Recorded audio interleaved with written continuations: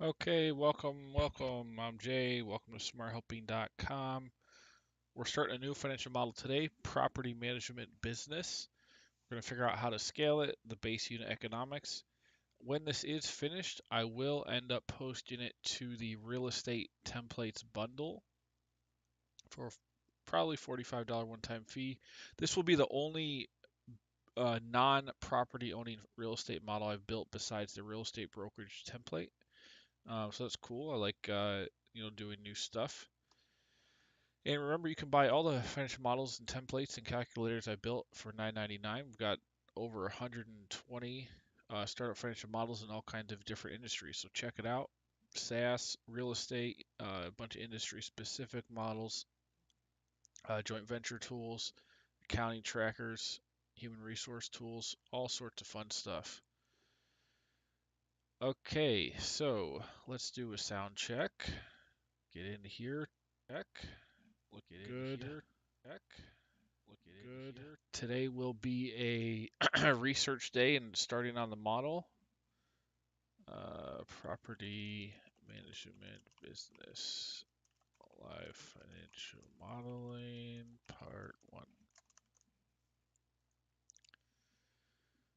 All right. So we got a blank Excel sheet. I imagine usually these take a couple weeks. This will probably be 3 weeks if I had to guess. And I'm going to stream today. I didn't stream yesterday. I'm going to stream tomorrow probably, maybe Thursday, maybe not, and then next week we'll go probably Monday, Tuesday. Remember last week we did the rent versus own model, streamed it, built it all live, got it done. I've already had some interest sales in it, and it's really cool. Um, we also updated the lending business model. A lot of it got simplified, and it's really um, it really flows nicely. The week before that, we did inventory forecasting update. I added 500 SKU version, which is it was a 70 megabyte version, but it's really useful for people who need a lot of SKUs to be forecasted. And then before that, we did the sports agency model. It's been a busy year in general. You can see we've done 48 new posts this year. That's the most of any year I've ever been done that's ever been done on Smart Helping. Last year we did 28. I mean, just in November, rent versus own, money lending update, forecast update, sports agency update to the seller financing, private membership golf course. So just in November alone, we did three. In the past, before I started streaming live, I would do a model maybe every month and a half. And so streaming has really upped my productivity, and obviously sales are higher, and I'm just busier, and it's more fun. So we're just gonna keep on going. You can see in 2021 is when I first started streaming, and we're just ramping up from there. So uh, now on this model, I am looking for. I will take suggestions. I don't run my own property management business. I will be researching that right now. And if you guys have insights on anything I'm missing, please let me know. We're looking for logical structures and forecasting methods that make sense. So usually to start this out, I'll just go, how does a property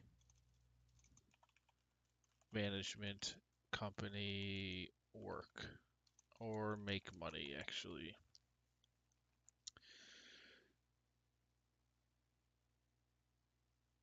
Let's start with this one. What in the world? I don't know what this is. All right, this is a bad site. What about this? Nope, that's the same one. Door loop. Okay, here we go. October 2022, so updated version of whatever this is. When an individual is in the process of forming their own property management company, there are many things to be concerned with. One of the many things, however, is how the company will make money. Obviously, is not it may not be clear Some believe that these companies make money solely based on fees, while some believe they make it from rent. Okay, so there's some speculation on how it might work. I mean, these property management companies have been around a long time, so I feel like it should be pretty clear, but maybe not. To clear the confusion, we're going to. Okay, simple terms. A property management company is a company that is hired typically by landlords to cover the various tasks of managing properties. The hiring of this kind of company allows landlords to not have to worry about as many tasks as they usually do. The services offered by property management companies differ from company to company. Most of these services are revolved around. Okay, so a property management company is basically a recurring revenue service company. You're going to have clients, which are landlords, and those landlords have a certain count of units or buildings, and you charge a fee to manage them. And that includes accounting, tenant screening and background checks, maintenance, marketing, rent collection. The best companies offer most, if not all, of these services at once. These tasks should sound like things that you, as a property owner, do almost every day. How they make money. So once you have your company set, it is important to think about how you are going to begin making money. One of the main ways that you will be making money is by charging fees. As a property manager, there are many things that you can charge a fee for, and it is important to have this structure clearly laid out.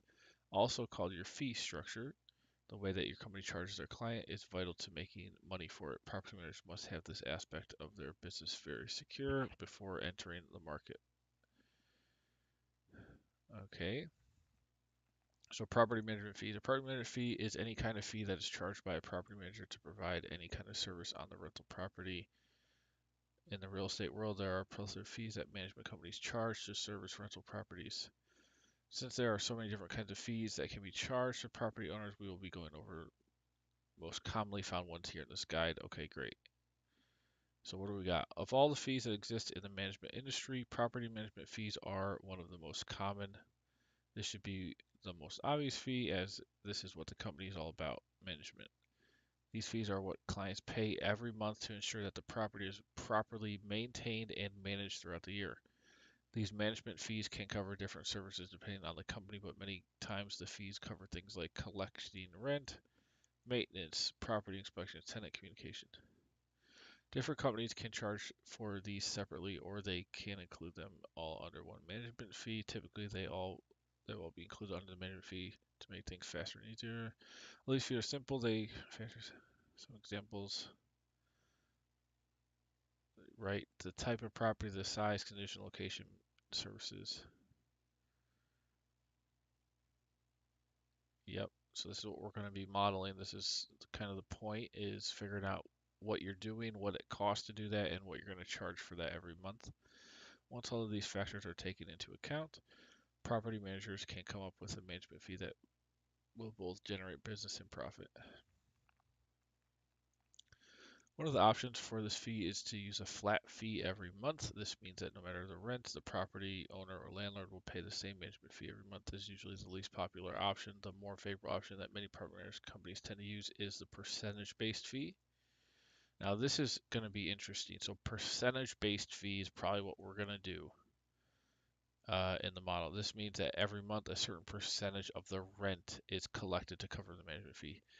That is what we will be modeling. That's easier to scale. I don't have to think about as much about you don't have to model like what's required for a given property. You will have to do that a bit, but it's more going to be dependent on if the rent is $500,000 a month, or if the rent is $10,000 a month, your fee is going to coincide with that, and often the price that rent being higher or lower is going to dictate what your costs are going to be. Like the property is going to be harder or easier to maintain, or cost more or less. Okay, so this is good. We'll do that. The latter option could also get tricky due to the language used in the contract. The two choices when it comes to charging a percentage are based on either rental value or rent due. Nope. As I'm reading this, this fits a lot of the criteria to be a SaaS, software as a service. It's not software, obviously, or it could involve some software, but generally, we're going to be signing on people. There's going to be a retention rate of your property management business on the landlords that you are contracting with, and they might fall off over time, and then they're going to pay you based on the volume of rents that they're collecting. So I think we'll probably put this in the SaaS bundle. It'll probably fit in obviously the real estate bundle, and then probably also the industry specific. So this is hitting on a lot of categories. So two choices when it comes to charging a percentage are based on either rental value or rent due. So that's probably a really important distinction. When the contract states rental value, this means that the management fee will be a percentage of the expected rent. So if there is no rent being paid, the fee still needs to be accounted for. If the agreement states rent due, the management fee is only paid when the rent is collected. Okay, interesting. If you're going to start a property management fee, that language is very important, and it sounds like it's best to do it on rent value in case something crazy happens, um, or there's a lot of uh, or just nobody paying rent for whatever reason. You still get paid for the expected rent. Even though it sounds like a headache, this fee is what will usually generate the most revenue from the managed properties. However, there are still many fees that you can charge as a property manager that will also make the property management company. Okay, so what else? Leasing fees. Next on the list is the leasing fee. This fee covers the cost of leasing or renting or releasing a rental property when it becomes vacant. It essentially covers all the work that is involved in finding a new tenant to rent the property. Some of the services that are typically covered in a leasing fee include advertising, property showings, applicant screening. Okay, interesting. So we can say on a given landlord, how what's the turnover on the property, and every time there is a new lease, um, the property management firm or business is company is going to do advertising, showings, screenings, inspections. So that's another that would be a one-time fee every time you do it. There's a cost and a revenue source. So this is good. We'll add this logic. That's pretty easy to do. It will be driven based on the total property counts that are being managed as well. In most cases, it is in the property manager's best interest to do a good job during this process, right? Yep, because their revenue is going to be based on expected rents. Some charge 1 month's rent, some charge a flat fee. Instead of charging a whole month's rent, however, they may only charge a percentage of it. I'll probably just make this a hard-coded value that could change over time potentially. Okay, so that's good. That's good. Onboarding fee. An onboarding fee, also called a setup fee, is a fee that is charged when new clients are hiring the company's management services. This fee is typically a flat fee that's charged per the number of units that the new client needs to be managed. Okay, some of the things that this onboarding fee covers include creation of account, inspection. Okay, so when you onboard, you're actually going to charge a fee to the landlord as a one-time fee, and that's fine. That's again, that kind of fits with the SaaS model a little bit. This fee is normal. A private owner may choose not to include this, so it's optional. It's fine. Lease renewal fee. Another fee that property management companies typically use to make money is the lease renewal fee. This fee usually covers all the costs of renewing or modifying a lease for a tenant. If the property manager chooses to charge this fee, it should be yearly, which is when leases expire and needs to be renewed. Although it's renewing leases, but it's not like replacing a tenant. It's just the same tenant is renewing. Although it's common, some partners choose not to charge this and include it in the general manager fees. Okay, so possibly a fee there. Could be a flat fee based on percentage of rent, whether it be one or the other. This fee usually comes out to around $200 or less. All right. Maintenance fees, another fee or group of fees that are typically property management companies are maintenance fees. These are fees that are charged to the property owner or landlord that cover the cost of any services done on the property. Okay, that early termination fee. Okay, so good. A lot of stuff here to do, and then I'll be researching in depth individually the different fees to make sure we're doing it right. So where do we start here? How property?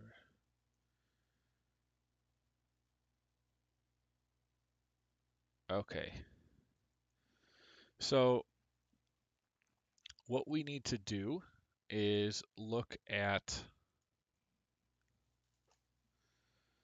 we need to figure out how, as a property management company, we're going to get client landlords of different sizes over time. I think maybe it makes sense to have three different types.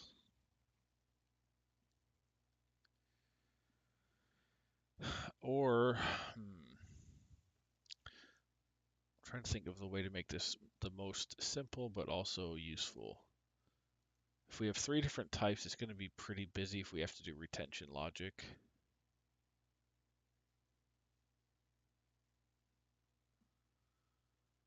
Um,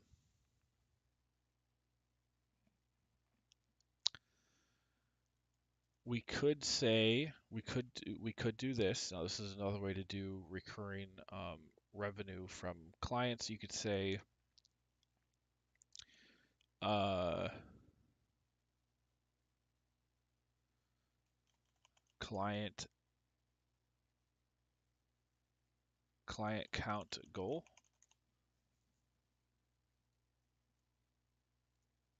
for, let's say, type 1, and we can say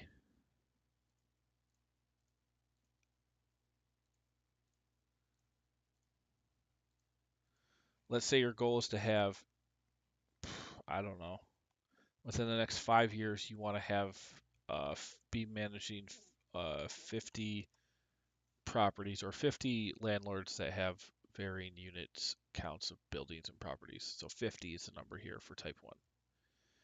So we say based on a monthly timeline, we do this over 60 months is probably good financial planning time for this type of business. So we'll do a 5-year model. And what you can define here is the percentage of that achieved over time. So client count goal, percentage of goal achieved, percentage of client acquisition goal achieved.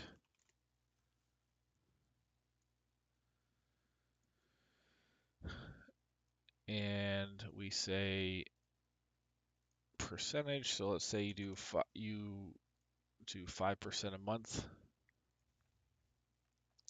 Total client. Whoop, shoot. Total client count. So month 1, we're going to say, well, we think we could sign on X of this goal, whatever percent.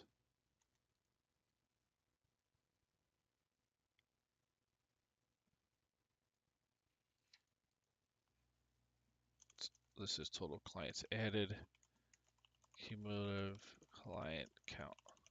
So we can say, well, this is how many exist. Now you will have attrition in here, but you're just saying that over time, generally, this is the percentage of your total goal you are achieving. And I guess you could put a minus if you think it's going to go down, but generally you put some percentage here and scale up. I mean, maybe it's 1%. And so over the 5 years, you want to get to 60% of your goal, whatever it might be. Whoop, just keep these at 1%. So 60% of 50 is 30, and that's just going to define our cumulative client count over time. And I'm doing it this way. I'm trying to avoid having to do, let me make sure, let's see, what if this was,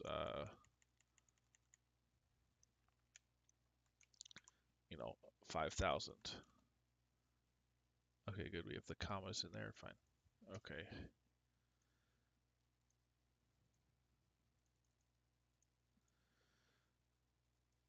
All right, so this is saying here's how many properties we're managing. Let's put this down to like 10. Let's say off the bat, you're going to get one, and then over time, you're slowly going to add another one. You think you might have one in another 11 months, etc. So we need to model this somehow. So we have amount added, total count, and we need to say, how does this relate to all those revenue streams we just talked about?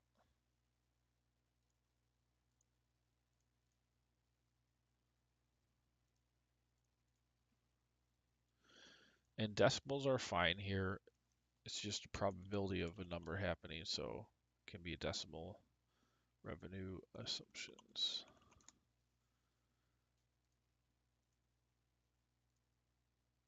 So what we do is let's look back at the model here. What do we have? So now where is this? Property management fees. Of all the fees that exist, this is the most popular. This should be one of the most obvious fees. All right, so we're going to do this based on a percentage of rent. So what we want to say is, now it's only a 5-year period, but you definitely are, it's definitely possible that you're going to have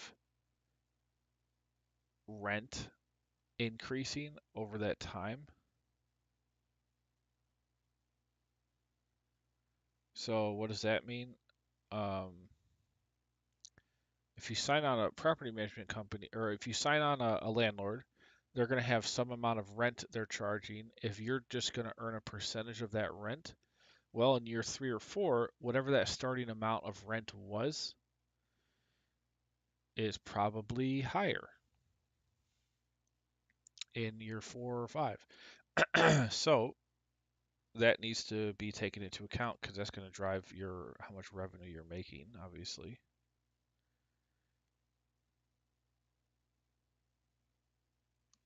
So let's think about this. We have, so client one, or client type one assumptions. We want to say starting average rent. So obviously every single person is going to have a different average total rent, but you can target a certain number in your clients that you want to manage. So on average, what's the monthly rent that's being managed?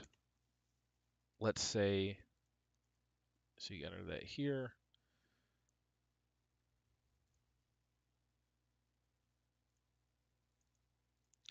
Let's say it's 35,000 annually, $420,000 of rent for on average per given client. Now you could say, what's your property management fee?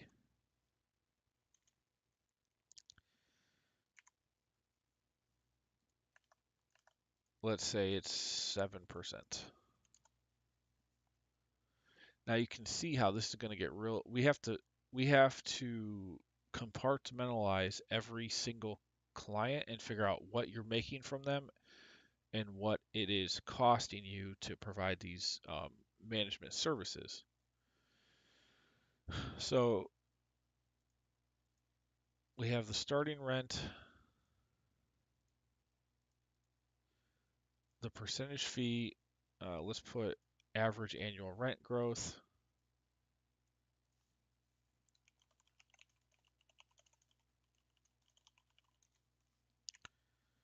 let's say, whatever it is, maybe 2%. Now this is also tricky. If you sign on, let's say this is numbers 1,000. So you're signing up 100 clients and then 10 a month. If you sign up these 10 clients in month 5, their rent growth technically, how do we want to do this?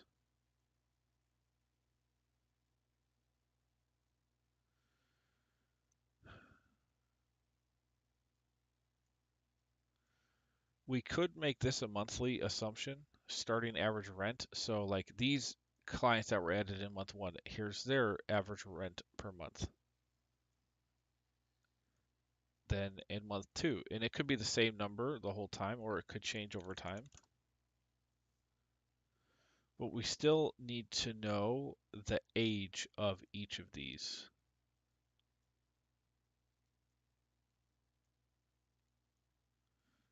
You know what I mean? Like we need to know if these customers joined in month 33 and whatever their starting amount was, you can input here. And then in 2 years from here, what's their rent? Well, they started at this amount, which is going to be potentially dynamic. And then the age of their tenure as a client is going to be different than somebody who joined in month 5 and possibly with a different rent. So we're going to have to, I think this is fine having these over here.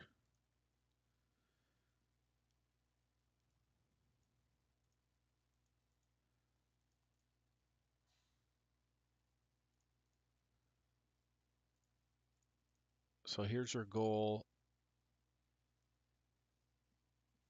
Here's your total clients over time that are being managed.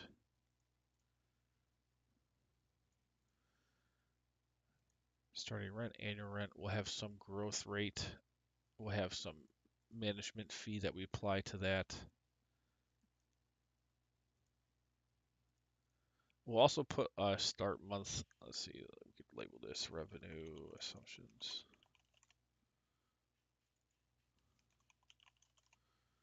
Validation tab. Let's put a global control tab in here so we can get some timing stuff. Let's see, I'll pull from what's a 5-year model. I think this, no, the sports agency was 10-year, but this is fine. I could just use the global control on here.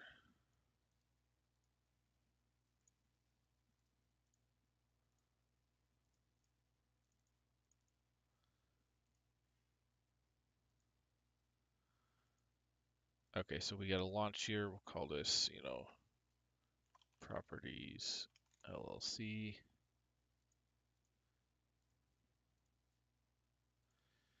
And all of this stuff we don't need at the moment.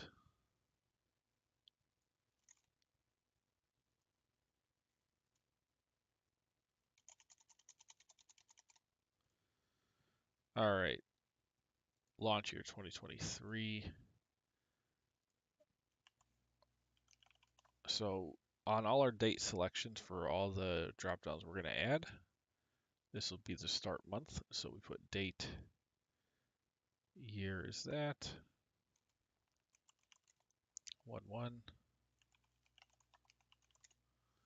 And here's our date log for 5 years.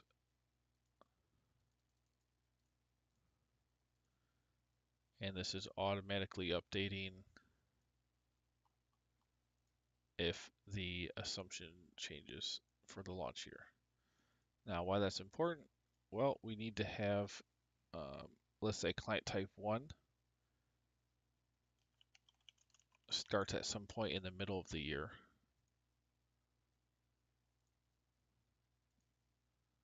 Well, we need to be able to say that it's not starting in January, starting in February or March or April or whatever.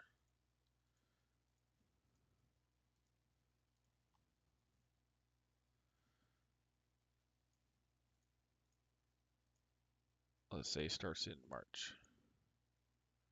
And in that case, you would just go 0, 0. Well, actually, this is not relevant.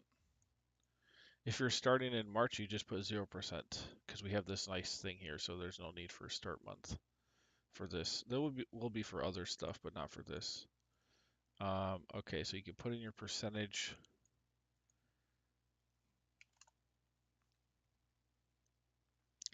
Starting monthly rents. Let's look at just one, and let's just say you add this one in here.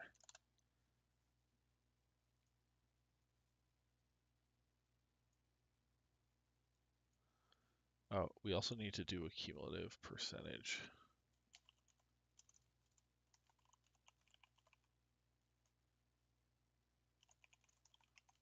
Cumulative goal reached. That'll just be the total of all the percentages.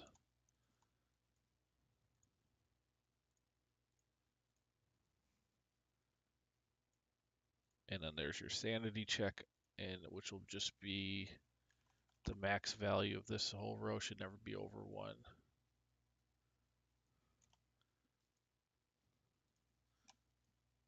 Okay, so that's perfect. Let's just look at, let's say you sign up one landlord in April. Okay, so you're managing $35,000 a month in rent. The growth is 2%. Now this growth, I'm really trying to avoid having to do a complex matrix here if I can. But honestly, I don't think it's possible. We're gonna have to.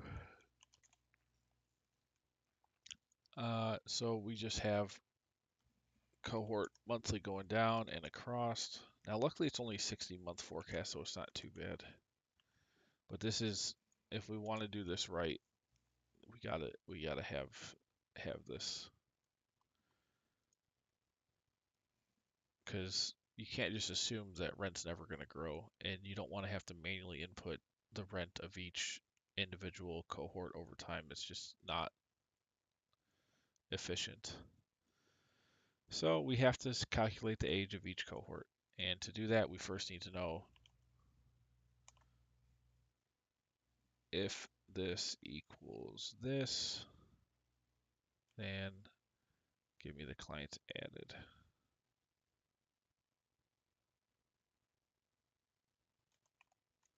Oh wait, how do I do this one again?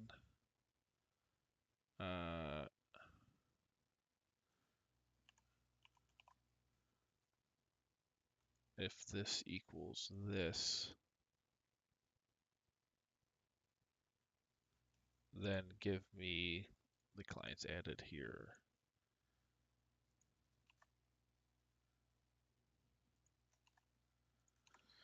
I believe that does it. Let me, no, wait. Yep, okay, that does it.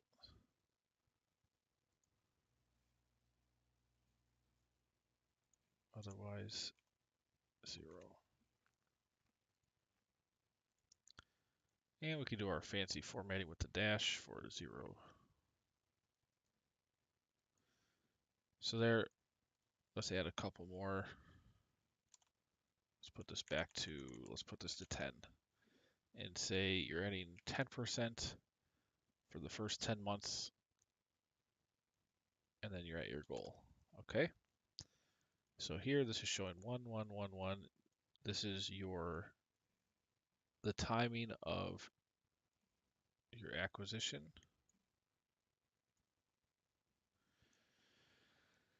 And then we're going to need to know the age of every cohort automatically. So we can do that by doing that. Wait, let's just pull the first row, first columns. Age. And we simply do this if this is greater than 0, then 1, otherwise 0. And the same thing here, but then wrap it with if this is greater than 0, then greater than B63 plus 1. And there's your dynamic counting by cohort. So we know their age. If we know their age, we can know their year what year it is for them, and we could do a compounded growth rate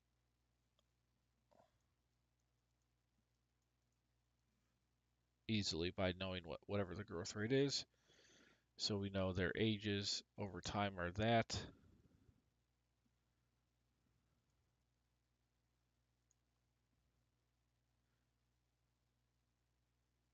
So we can look, let me think about this. So we can look up the age. Let's just do the year as well. We'll just do this here so we don't have to do as many calculations on the pro forma. So year, age, year, and this will be simply round up, and you take this number divided by 12. So very simple, and you have what year it is in their life cycle. So whenever they joined, year 1, and then now 2, and we'll know our growth rate can be applied to this, our annual growth rate.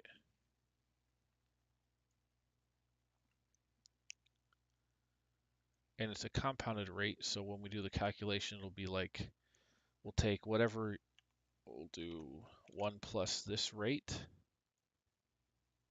raised to whatever year it is. So if it's like 6 years, oh wait, minus 1.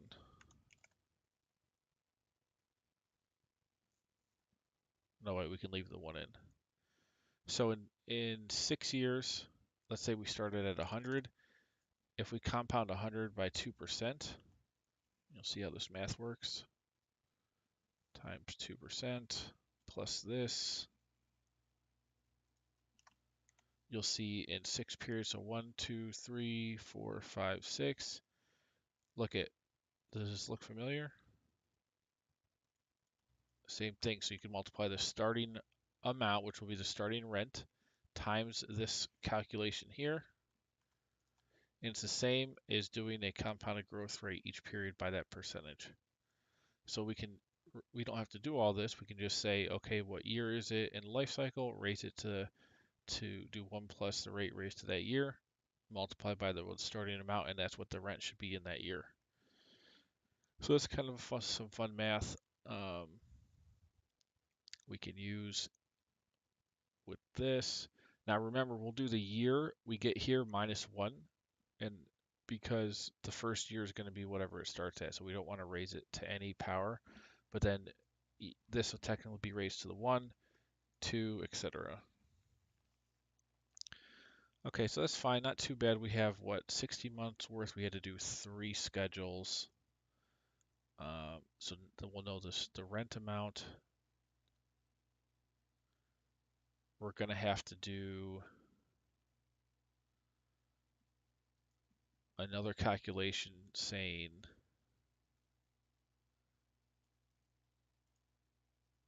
skip 1. We'll have to do, and keep in mind, this is just the first revenue assumption, which is based on the rent we think the landlords are going to be collecting. We're also going to have to do those other calculations. So there was some other stuff like leasing, lease renewals, all that. There's like 4 or 5 of them. So I don't know how complex those are going to be to model. I do know this is the most important one. The other hard part about this model is going to be trying to figure out how many, what are the costs? What are the recurring costs to do this, to service these accounts? All right, so where were we? Matrix, we'll just call this 1. There's going to be 3. Well, we could just do 1 if there's only 1 client type. But if you as a property management company want to have different types of landlord customers with different sizing and different costs, well, we'd have to do 3 different types. So I'll probably do that. But anyway, so we know the age. We have to figure out the revenue. The rent revenue is the goal of this whole thing. So we need to know the year. Well, we have the starting amount actually right here.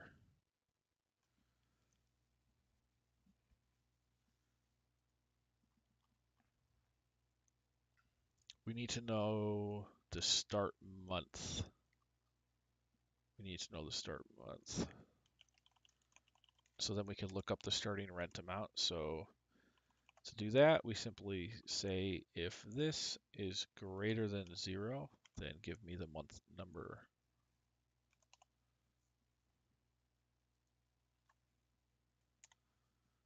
And then we should have a nice schedule of, okay, so month 4, 5, okay, good. So that's fine.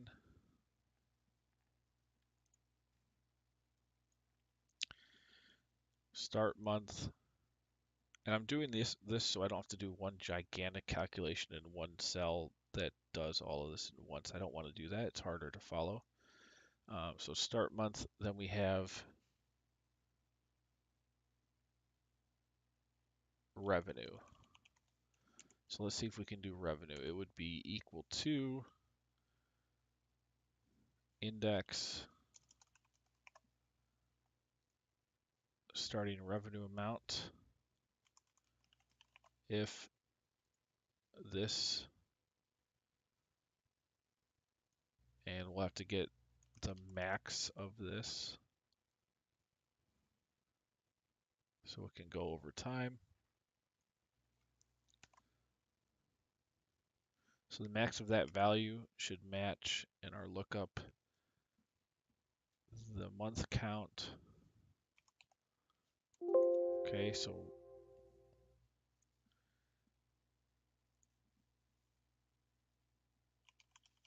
if error 0, let's see if this first part's working. Oh, we have to lock this. Lock.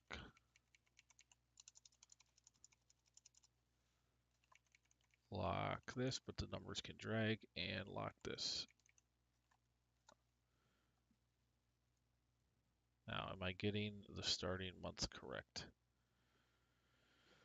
Okay, that's fine, but we also have to say if the age is 0, then 0, because we don't want to know what's happening before the property or the client comes on. So there's our starting amount, and you can see if I change this to 40,000, 41,000, 42,000. And honestly,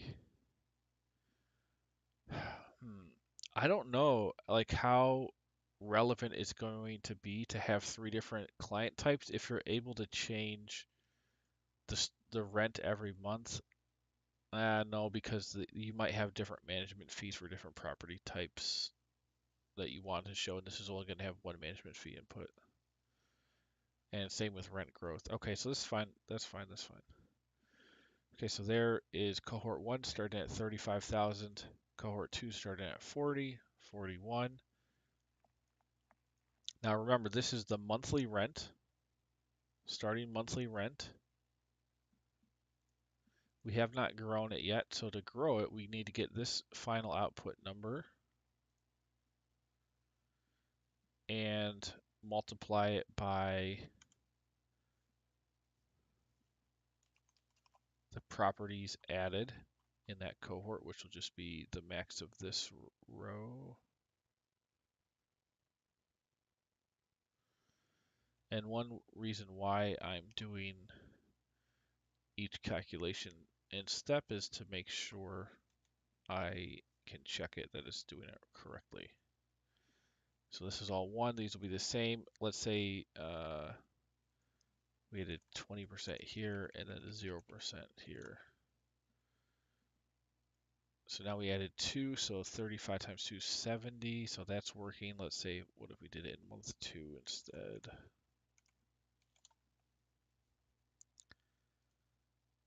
$80, perfect, 40 times 2. So that's working. So we know the total monthly rent based on the starting rent per client.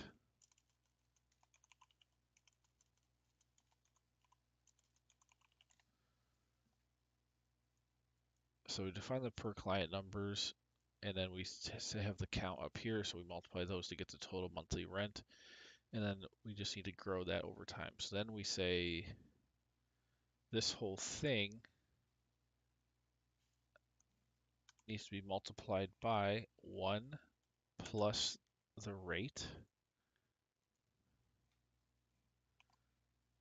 raised to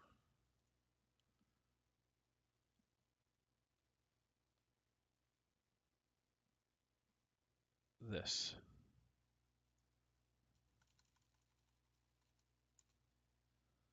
And that can dynamically slide. This has to be locked.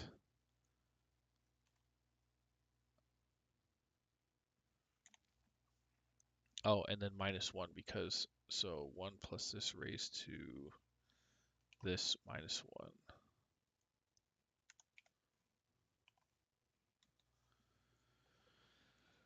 All right, so let's see this. Look at that, very cool. So we go from 35,000 to 35,700. We go from 80 to 81,600. Now if we go over time, let's just check these. So our growth rate is 2%. That means this should be 2% bigger than 35,000. It is. I'll do a couple decimals, make sure. Okay, let's try the next year. Should be compoundedly more, so 36, going from 35,700 to 36 here, and divided by the old amount. Okay, good, so there, that's working. Let's try one more. We'll do this one. Good, 2%, and then if that's working, I can guarantee this is also working. Perfect. Okay, so now we have dynamic rents. They're growing over time, and this is based on an arbitrarily large or small number of customers that you're adding to your property management business over time. So here's the total, and now if we sum these all up, we get the total rent revenue being managed. This is rents under management.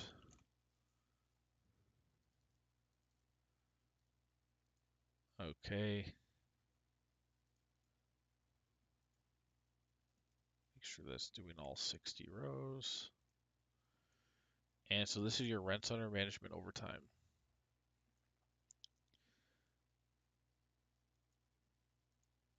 And no, we're not really doing any attrition here. We're just saying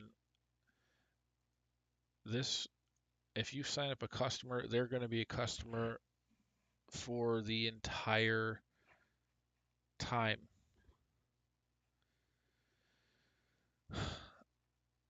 For the whole 5 years. Now, I guess now that we're doing the matrix style, we could try to give that a deteriorating value over time based on an attrition rate. I don't know how relevant that is though. So average property management customer retention.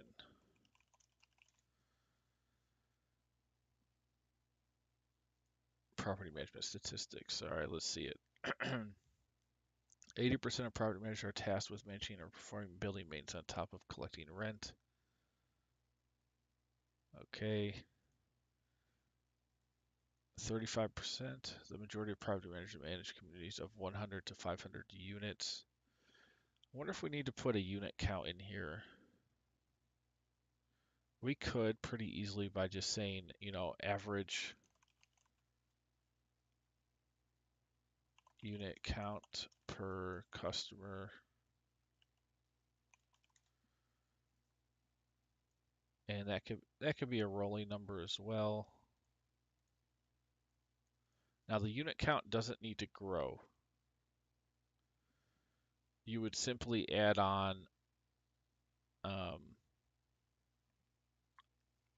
the assumption here is when you sign on a client, they are let's say it's 25 units.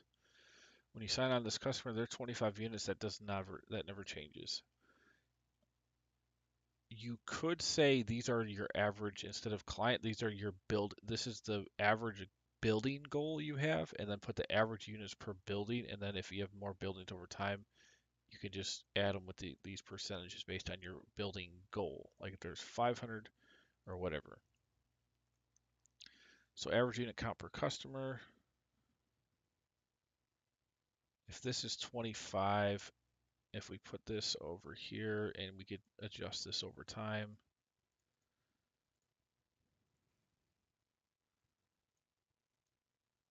Okay.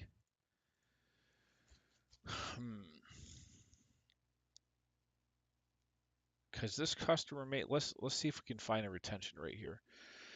If it's at least common type product. 1 in 3 property managers work in an HOA community.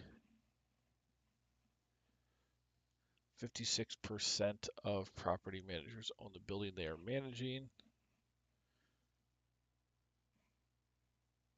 We're talking about just pure property management, not owning any buildings or anything. 52% of property management companies make less than $250,000 a year.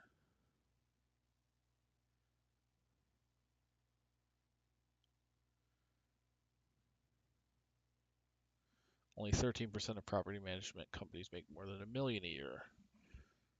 Property managers say efficiency,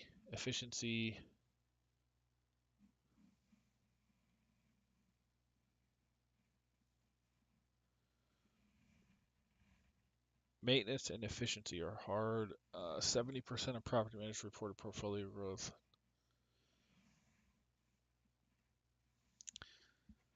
I'm trying to figure out, okay, they're property management software company. Okay, so this is basically a software. It is a software as a service business, essentially.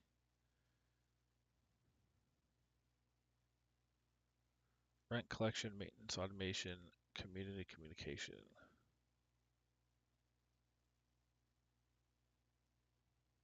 The average cost of an annual property management software contract ranges between 1,000 and 5,000. Well, we're doing it based on a percentage of rent being managed.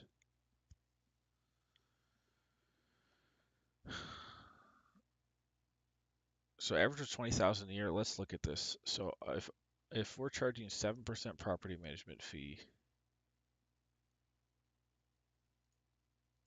let's say you add one customer. From this one customer,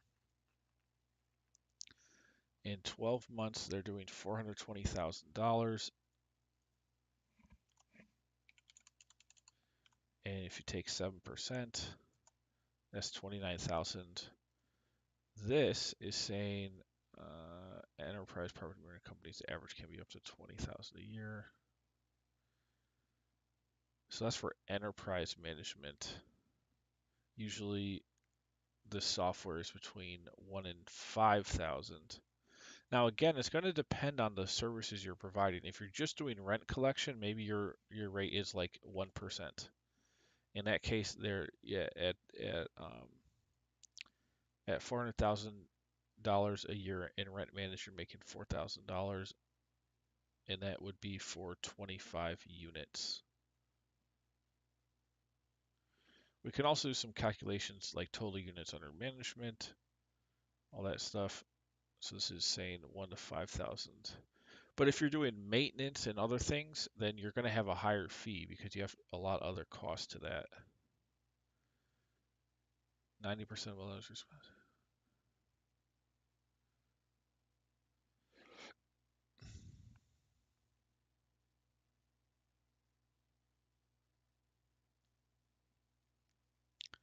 Okay, I don't think we're going to find retention. Oh wait, lease renewal and residential statistics.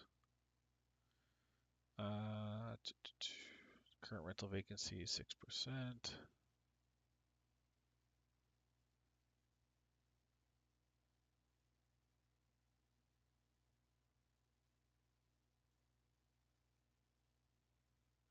Average renewal rate is 1.6%.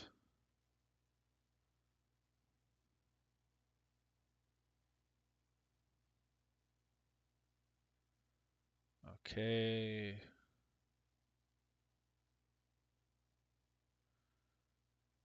Uh, so I think there is for sure a renewal percentage we need to apply here, like retention rate.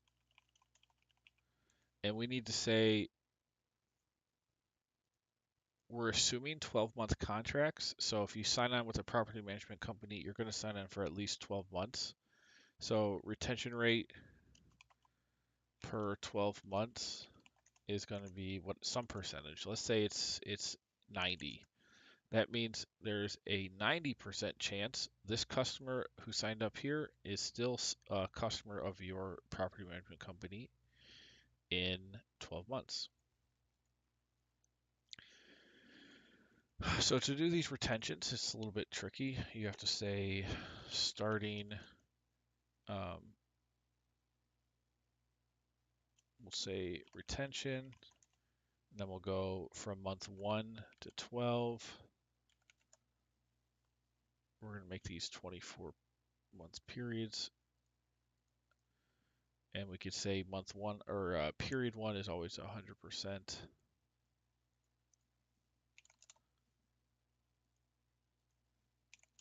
And then now period 2 is whatever this is, and then you just straight line it from there. So we go, this equals the difference of these two.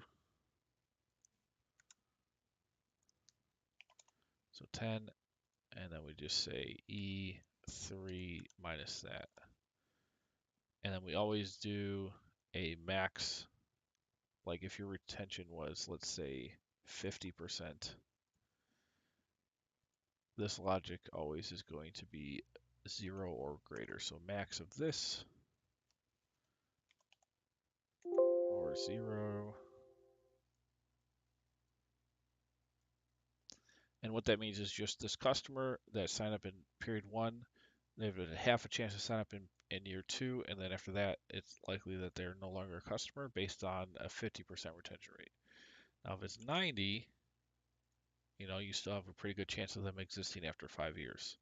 But that 100% has to be in here if this is like kind of like it's essentially software management, but you might have uh, other factors for sure. So we're going to put this in here. We have to do now so this is what's driving. Let me think about this. What's the easiest way? So if we did,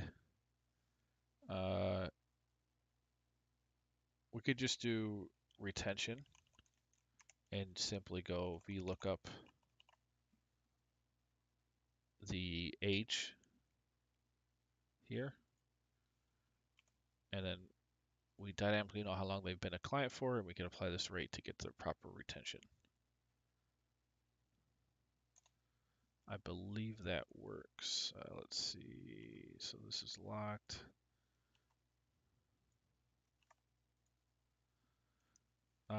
Let's make it so if you want these to be different, we could just sum up all of D to E, so there's no reason to have a number on that.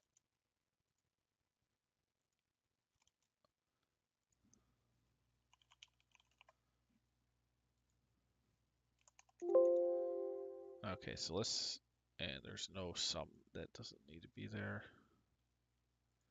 Let's see if this is working. Yep, there we go. So we got 100%. Then after 12 months, we go down. Okay, good.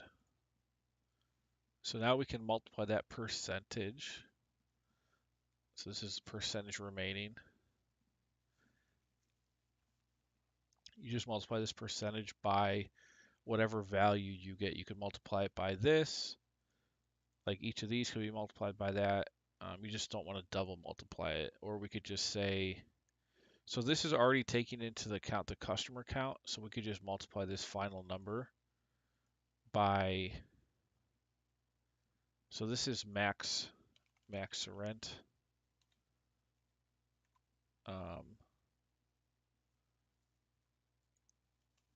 No attrition. So this is like saying that the renewal rate's 100%. and then this would be the number if they never leave ever. But obviously customers are going to leave over time. Some percentage of them will. So the actual rent number we want to use in the amount that we're going to collect and base our earnings on.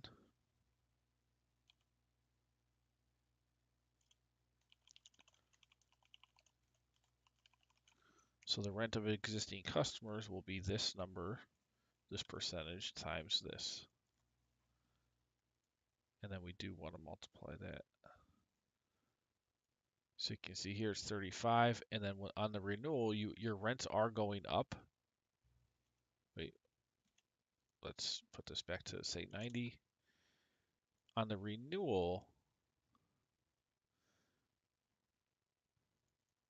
your rents are going up.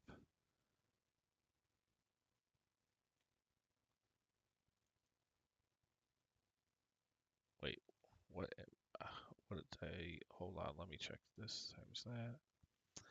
So 1, 2, 3, 4, 5, 6, 7, 8, 9, 10, 11, 12. So this is the renewal period. Okay, I see what happened here. This needs to be 13. And then this plus 12. Now actually, let's do we'll do average contract length. That's fine. So let's say the average contract length here is going to be 12 months, but maybe it's not. Maybe it's something else. So we'll make it editable. Let's say you do 15-month contracts or 24 or 60-month contracts or whatever. Let's say it's 12. So to do that, you just simply take this first one plus that. So that will define when your renewal happens or if it happens. And we could just multiply that out forever. And this goes down. Probably won't need to be more than that. If it does, I mean, you could just drag it down, whatever. It's not likely that it's month to month. I mean, you could, let's just say there. Okay, so maybe if it's month to month, that'll be enough. So our retention every 12 months. Now let's look at this again. Now it should be right. So 12 here. Okay, good. 90%.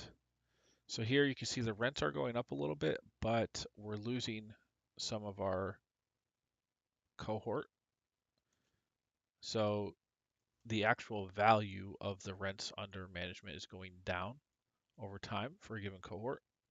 And that's just assuming your retention rate is not 100%, which is it's likely not. That's not really possible. And so you have the total under management rent. Now that is where we can dynamically reference this number times our property management fee. And so we're still accounting for rent growth. Now, wait a second. 35. Does this still make sense if we go down? So if we're using this number, the base rent,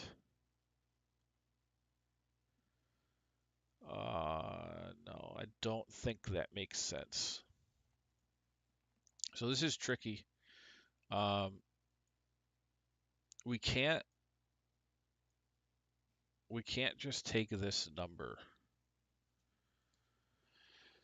and then take the percentage of that based on the retention rate. We have to do the retention at the customer level.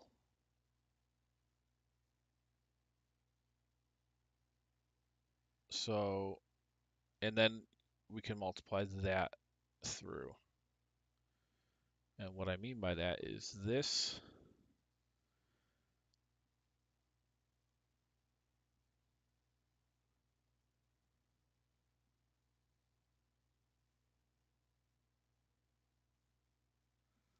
Well, essentially we can't do this. So I tried to start off simple, but we can't do it. So, because we're gonna we can't just say a cumulative amount of this goal reached because there's just too much dynamic stuff here. So what we're going to do is just say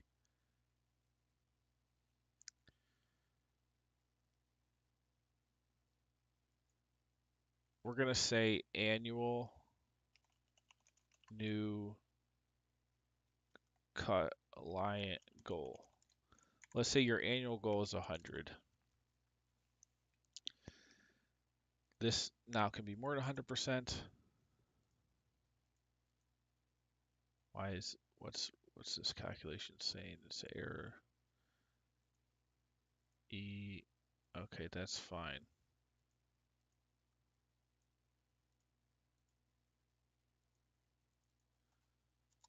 That's fine.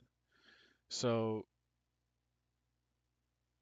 let's say you did 10% of your annual goal in this month, 12 months, you did your full 100%, so you've added 100 people, 100 customers or 100 buildings in year one.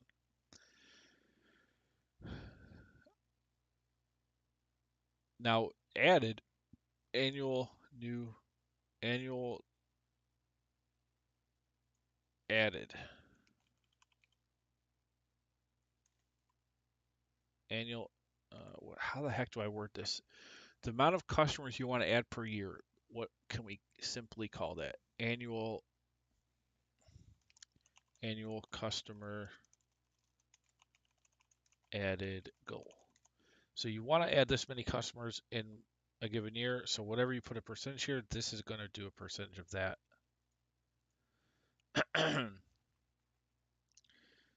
I believe that now everything makes sense still because this is now no longer a cumulative.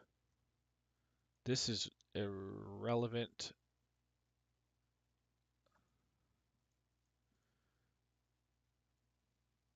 This is still used in our main calculation, right? E8 is still the count happening here. So 10, 20, 10, 10, 10. Age, how long they've been there, or the year, the start month. Now here's where we're going to have some issues. So max rent, I need to know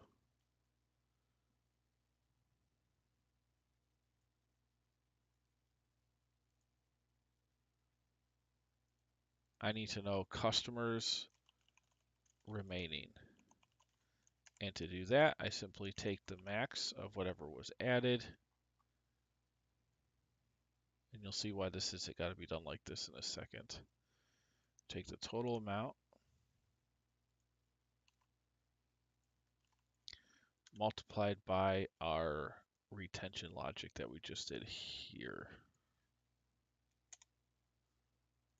And that's how many customers of the initial cohort are left. And this is just the total customers left if we did this. And again, our assumptions, in this, we're just saying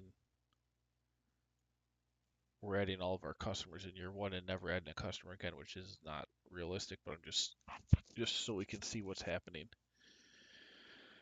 So now this count we take instead of, so this is, let's see, if error index 12, so that's the starting amount.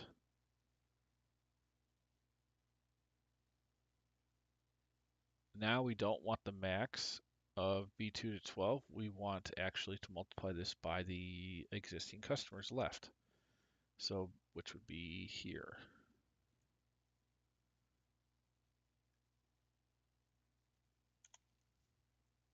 So let's do this. Why did this get so much more? And this is just rent, it's not max rent.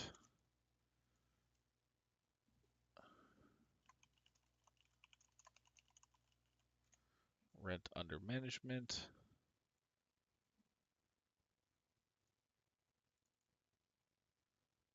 All right, we're gonna have to make this longer. Our column width is 15 now. That's a bit long. Okay, what did I change here? Oh, I made this 100 instead of 10. Let's just make it back to 10. All right, so now we recognize these numbers. So 35, 35, 35, 32, because now rent is going up, but we have 10% less customers than we started with. So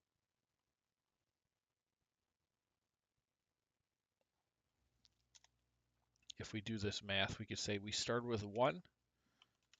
Now we have that many, 0.9.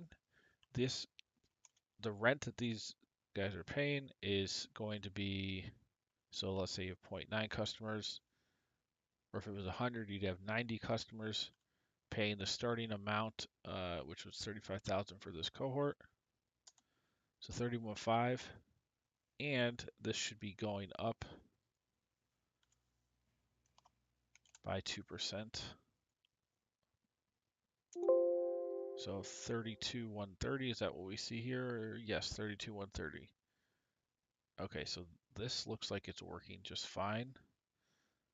And then we go, the next period is 29,131. So 29,131 would be the same calc, but now we have 0.8 of that initial cohort left. They started paying 35,000.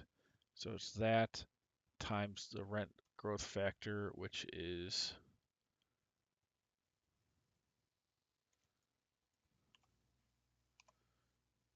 1 plus the rate raised to 2, right? Because it's year 3 at that point. And you multiply this by this. So 29,131. Perfect. So that's 29,131. So that's doing all that math automatically.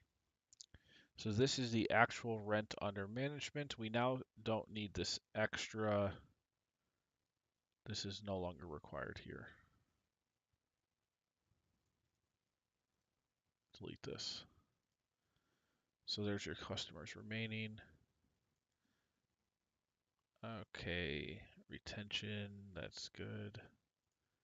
Yeah, I think this is a mix because it's similar to the enterprise SaaS model, as far as retention logic goes, but what's different is the way revenue is earned is based on these starting rent amounts and the growth over time, which is different. I've never done this combination of logic before. I think it's really cool. So that's awesome. It's new. All right, so we have our goal here for customers added per year. This is how many customers get added on a given month. Here's your units under management per customer. We'll do some calculations after the model, actually, like the monthly detail and the pro forma get built to show like total units under management, which would be this amount times the remaining. Well, actually, if this can vary over time, we'll have to do another matrix for that. So let me put it in yellow here. So add matrix for units under management, because that'll be based on the probability of that initial customer cohort still being around times whatever the unit count was that was added for them. Okay, that's good. You got the rent. We're going to charge, this property management company is going to make a revenue based on a fee charged by total rent under management. Now, what will get tricky is we have to somehow, if let's say you're doing rent collection, but you're also doing maintenance and other things, you have to account for that in your variable cost based on how many units. So you could put like your average cost per unit or the average amount of staff you need for a given unit and what you have to pay them, and it all has to make sense based on either you can charge one big property management fee and whatever that percentage is to cover everything, or you charge separate fees for maintenance, for rent collection, etc. We'll see what makes the most sense as we continue modeling this tomorrow. Definitely some cool logic here, new stuff. I'm excited. We're still working on the revenue assumptions tomorrow. I mean, this definitely is going to be a 3-weeker at least, but I think it's useful and I'm excited. All right.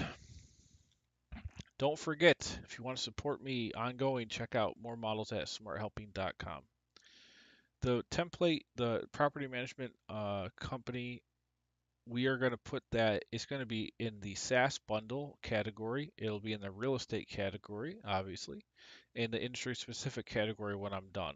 And I'll probably just charge, I don't know, this is probably definitely going to be a $75 now that I'm getting into it. It'll probably be a $75 template.